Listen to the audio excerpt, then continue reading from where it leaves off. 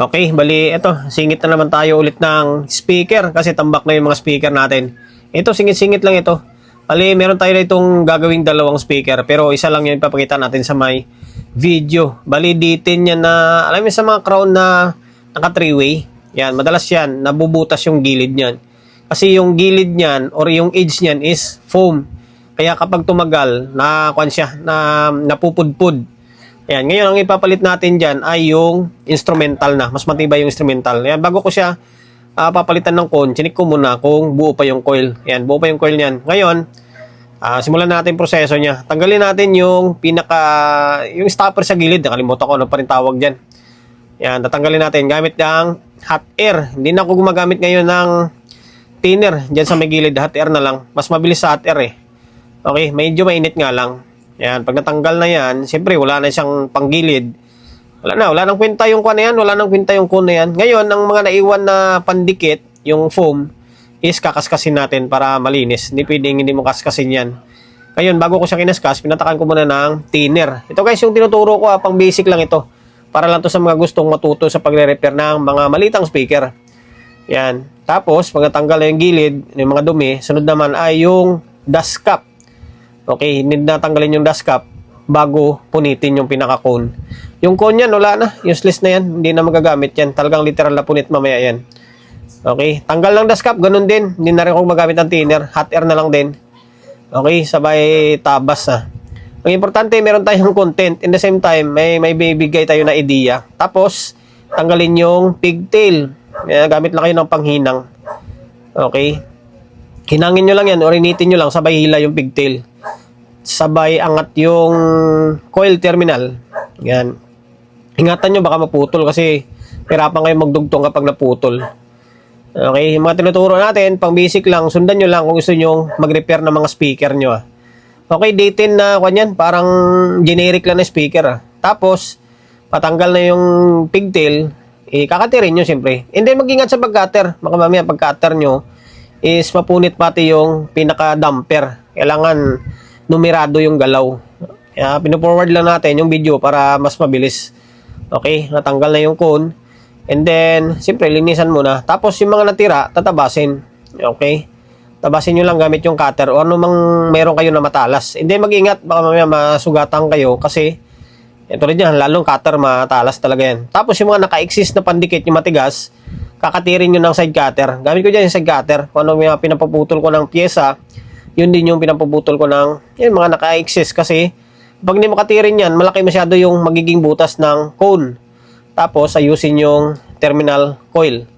Kaya kung mapapansin nyo, yung cone, malit yung butas, di ba? Ngayon, tatabasan mo yan na saktong-sakto dun sa may coil para ma-shoot mo siya. Hindi naman pwedeng nakatukod yan, di ba? Ayan, saktong-sakto na. Ngayon, sabay linis. Okay, linisan mo muna, bugaan mo muna, or sanksyonin mo muna lahat ng mga rumi. Yung mga marumi para hindi siya makakwan, hindi ipapasok sa loob. Okay, tapos linisan, punasan yung frame. Ayan. Tapos, anong susunod? O, linisan pa ulit. Basta yung may makita kang dumi, ilinisan mo. Thinner ang gamit ko dyan, yung pinampapatak ko. Thinner yan kasi yung gilid na yan, matigas dahil sa rugby. Okay, sa thinner, lalambot yan. Sabay kuskus ulit. Para mamaya, pag lagyan mo ng rugby yan, tapos nilapat mo yung cone is madikit. Tapos, huwag kalimutan maglagay ng spacer or guide na yung coil is balance sa gitna. Wala siyang sayad in case na may lagay mo yung cone. Okay? Yan. Ang gamit ko pala dyan is acetate lang naman yan. Yung plastic na ginagamit sa may LED TV. Okay? Acetate or mylar plastic. Ayan, make sure na may guide kayo kasi para balanse yung coil. Tapos, sabay sukat. O, yan, swak na swak po. Diba? Kita nyo naman. Tapos, siyempre, lalagyan ng rugby. Lagyan nyo muna ng rugby. Paggilid muna. Para, pag na-shoot nyo na, swak na siya pag nilagyan nyo ng pandikit dun sa may coil ng epoxy pipe. Ayan. Una, lagyan mo na yung cone, siyempre. Back to back yan. Lalagyan sa may baba. Tapos lalagyan dun sa may frame. Okay, rugby lang gamit natin dyan.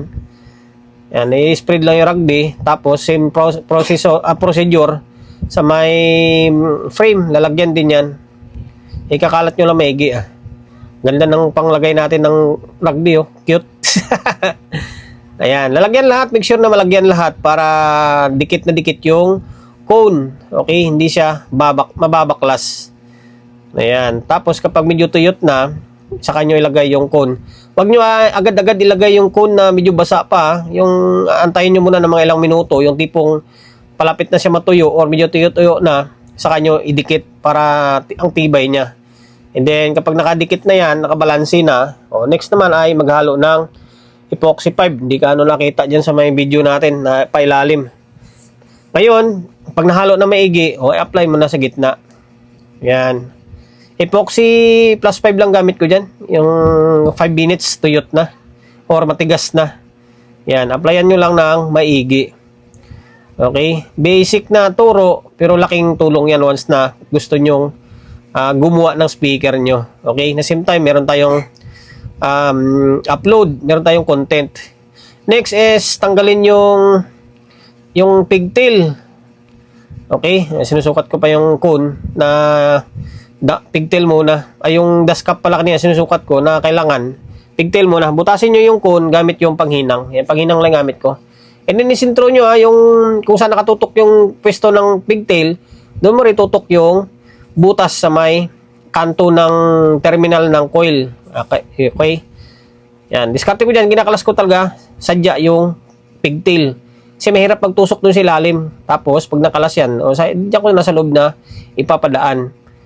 Okay? 2 piraso yan. Para hindi siya yung kung saan ka madali ang proseso, dun ka. May pipilit mo sa ilalim. Mahirap nga ipasok dun. Kaya di ko sa taas ka na lang. Tapos, iti-twist. Sabay twist. Hinangan or kargahan mo ng tingga. Make sure na nakargahan mo ng maigi ng tingga para once na mag-bounce yan or gagalaw, hindi siya mapipigtas. Di ba mas madali Kita nyo naman. Kasi yung doon sa may ilalim, pilitin mo i-shoot yun, may rapang ka. Okay? Papasok mo lang yan sa may terminal ulit. 2 yan. Tapos kapag na-shoot na, siyempre kagargahan mo rin ng panghinang ng todo yan. Mas madali yung ganyang proseso kaysa yung pilitin mo dun sa ilalim. Ang tagal niyan. Tapos yung mga nagtatanong pala kung anong gamit ko na panghinang, 60 watts yan. Hindi ako gumagamit ng 40, 30, hindi.